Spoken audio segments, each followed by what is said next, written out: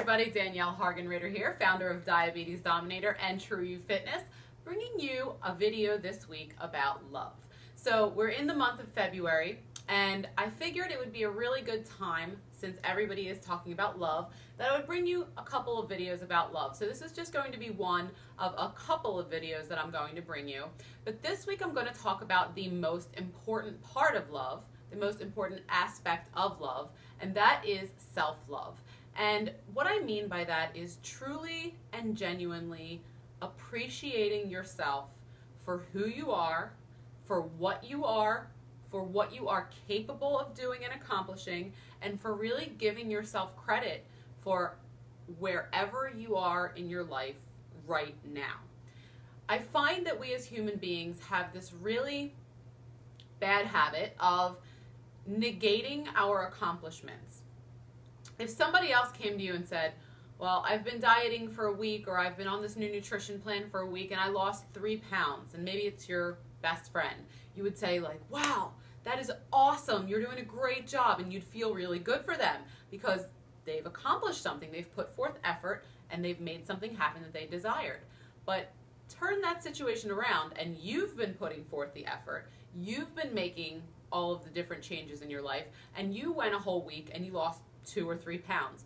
We have a tendency to think things like, instead of, wow, that's amazing, that's awesome, I'm excellent, I'm doing such a great job, instead of that we think things like, wow, only 2 pounds, only 3 pounds, I feel like it should be more. Oh, I must be doing something wrong. Oh, and we, instead of having the same, we're talking about literally the same exact result, but we have the ability more so to celebrate the accomplishments of others than we do for ourselves. And that right there is one of the biggest ways that we kind of squash out the love that we can and should have for ourselves. Every bit of effort that we put forth into changing a circumstance in our lives, whether it's health related, career related, relationship related, doesn't really matter. If we put forth the effort and we get a result, we need, as human beings, we need to feel appreciated for the effort that we put forth in order to have the motivation to continue producing those results. Makes sense, right? Negative reinforcement never really works. You never really want to keep going back and working on something when the result is you kind of downing yourself or feeling bad about it. But if you feel good about your accomplishments, and I'm talking as minuscule as you may see them as being, we need to take the time out of our schedule to truly and quite literally celebrate every little accomplishment that we make. Because what that does, and when we celebrate these things, and I'm talking about turning on your favorite song and dancing around the room and saying, I'm awesome, I'm awesome, I'm awesome, or looking at yourself in the mirror and saying, you freaking rock, or doing any kind of little thing that you may kind of put in the silly category because you're not used to it and you think that it's silly or, you know, doesn't really have a point. But what happens is when we do that type of thing and we mean it and it comes from the heart, what that does is it releases chemicals in our brain. Feel-good chemicals, things that make us feel good. And then when we feel good, when things get released in our body that make us feel good, that creates a propensity to want to go back to feeling that way, which means that kind of creates an upward spiral. So if you keep doing that, you lose 2 pounds, you celebrate. You eat clean for a week and you don't have any cheat foods. That's a huge reason to celebrate. Hey, you get through the whole day and you've made sure that you drank 1/2 of your body weight in ounces of water. Celebrate. And there is nothing too small that should not be celebrated. And what that does, celebration equals or leads to self-love. Because what we're doing is showing ourselves that we appreciate the efforts that we're putting in. We know that we're working hard. We know that even if we think we're not working hard, but we are, we have to stop negating the efforts that we put forth. So all of this leads back to the original point here, is that loving ourselves, giving ourselves the love and appreciation that we deserve, instead of just reserving that for the people in our lives that we love and appreciate, allows us to in turn become more loving, not just to ourselves, but to all the other people in our lives. It's really like this,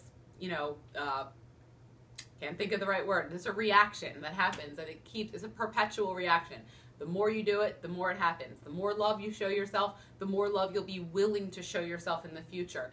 It's just like anything else that we have to practice. We have to practice exercise so that we stay fit. We have to brush our teeth every day so that our teeth stay clean. We have to practice eating healthy so we can get and make it a habit. Self-love is a habit that needs to be practiced.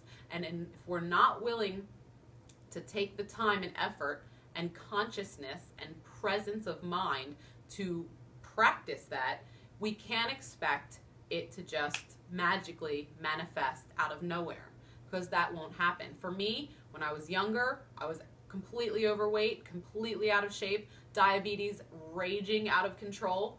I did not love myself. And that was evident in the way that I was willing to continually treat my body like crap. And that usually you can see what's going on in your external life, your habits, your day-to-day environments that you put yourself in, and the things that you do on a day-to-day basis. Those are direct reflections of the level of love that you currently have for yourself. So if you think about it, and you really, really take a second, what level of love are you showing yourself on a regular basis? Is there room for improvement? How could your life improve?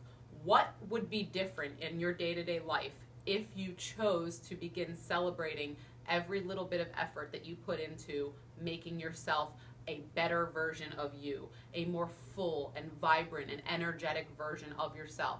Think about that. And if you're really wanting to dive in, grab a pen and paper right now and write out what would change in your career, what would change in your health, what would change in your relationships, what would change if you genuinely took the time to love yourself. And that is where I'm going to end this today, because I really want you to think about that. If you think this type of thing is kind of like foo-foo, hokey-pokey kind of stuff, that's the first limiting belief that you have to get out of your mind, because that's holding you back from getting to the place in your life there you want to be, to really embody your true self, where your soul really resides. Your soul is who you are, the love that you have for yourself, and the love that you radiate out from yourself into the world. Okay, so love yourself. You deserve it. You are worth it. I promise you that. I don't care who you are watching this. We all deserve love. We all are worth it, and we are all enough for everything in this world. We're more than enough. We just have to believe that for ourselves, okay? So go out there, be loving to yourself and to others, take actions towards improving yourself, and remember that you are always stronger than you think you are. I'll see you on the next video.